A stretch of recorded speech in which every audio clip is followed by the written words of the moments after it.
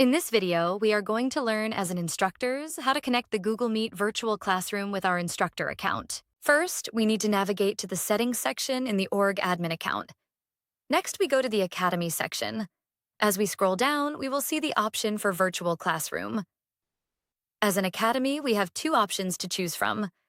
If we deliver classes on Zoom, we can select Zoom from here.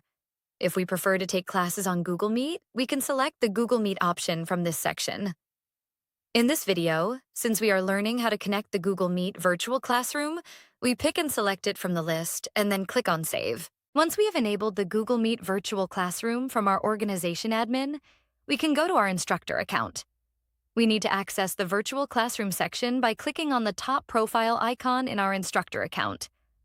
On this page, we will see a section for the virtual classroom.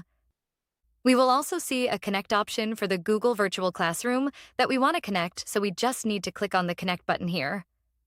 Next, we choose the account we want to use to connect our license. We enter the details here. Then we enter the password.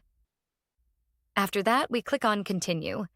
It is important to give all the necessary permissions on this page. We need to click on Select All. Give all the required permissions and then click on Continue.